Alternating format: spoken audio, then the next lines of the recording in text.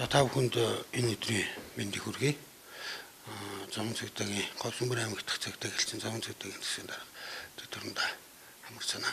За Тээврийн цэгтагийн албанаас жил болгон календарчлагдсан төлөвлөгөөг зохион байгуулж байгаа. Тэгээд календарчлагдсан төлөвлөгөөний дагуу сар болгон нэгдсэн болон хичээлсэн арга хэмжээг зохион байгуулж байна. Өмнө 3 сард хурд нэгдсэн арга хэмжээ, тэгээд цагаан сар аюулгүй тээвэрлэлт, шинэ жилгээд гэх мэт арга хэмжээнүүдийг зохион байгуулан ажилласан.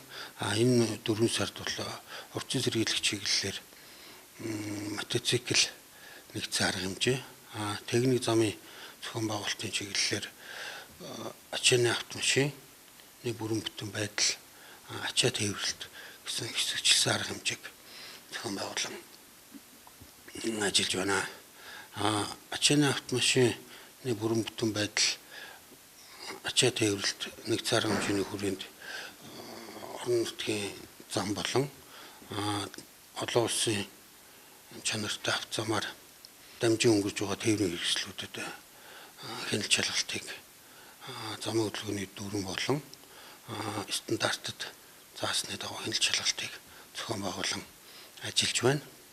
Замын хөдөлгөөний дүрмэнд зааснаар бол тээврийн хэрэгслийн ард талд оврын хэмжээг тодтогсон цацруулагч гэрэл агуурыг стандартын дагуу тавих ёстой байгаа. Үүн дээр ачааны автомашины жолооч нар анхаарч замын хөдөлгөөний дүрмээ биелүүлэхийг уриалж байна. Мотоцикл нэгдсэн арга хэмжээний хүрээнд улсын дугааргүй мотоциклыг автоэрийн төвтэй хамтран дугааржуулах, ангиллалгүй мотоцикл барих ангиллалгүй жолооч нартай жолооны курстэй хамтран хямдралтай үнээр сургалтанд хамруулахаар гэрийг хийсэн байгаа. Ийм учраас ангиллалгүй хүмүүс жолооны курсын дор жургаатай холбогдож суралцахыг бас уриалж байна.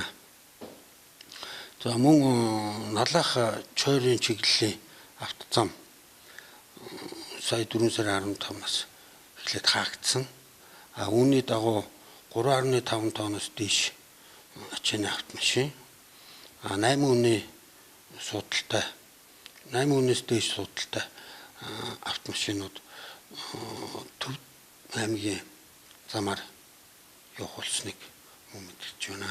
За жолооны курсын дор жургаатай 95 91 19 гэсэн утсаар холбогдно. Манай цагдаагийн хэлтс болон замын цагдаагийн тасагтай холбоотой тодруулах зүйл байвал жижүүрийн 9864 1102 102 гэсэн утсуудаар лавлж болно.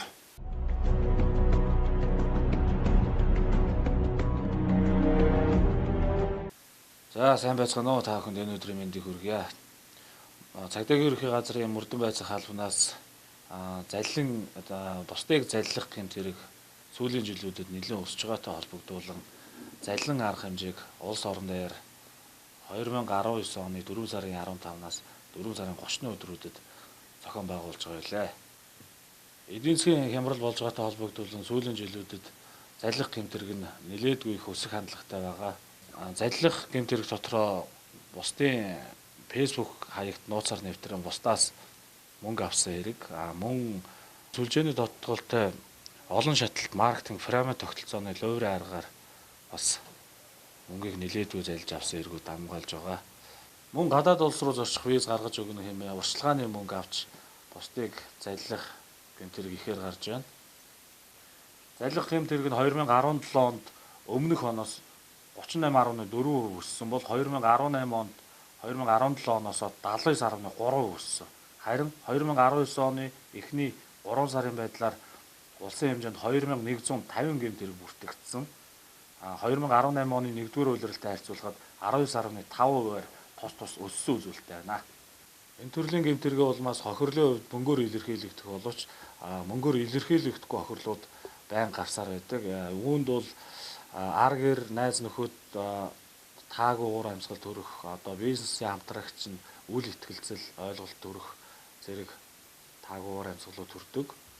Залих гэмтэргийг Монгол Улсын эрүүгийн хуулийн тусгай ангийн 17 дугаар зүйлийн 3 дахь хэсэгт хуульчилсан бөгөөд энэ нь болохоор 450 мянган төгрөгөөр торгох түүнээс 5 жилээс 12 жил хүртэх хугацаагаар 20 хал шийдэхээр хуульчилсан байдаг.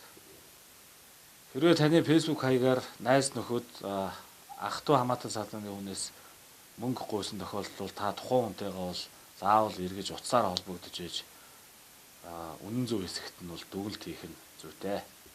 Иргэн та олон шатлалт маркетинг, пирамид тогтолцоо буюу сүлжээний бизнес бол аль болох орохгүй байх. Мөн виз мэдүүлэгтээ хувь хүнээр дамжих бус албан ёсны виз мэдүүлэг эрхгүй байгууллагт хандан тухайн улс орны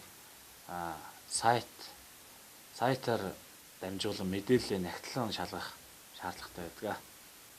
Иргэд та бүхэн залих гэмтэргийн хохирогч болсон тохиолдолд нэн даруйд Говьсөнбөр аймаг дахь цагдаагийн хэлтсийн 9864 1102-ын дугаард утсанд мэдэгдэж хамтран ажиллана.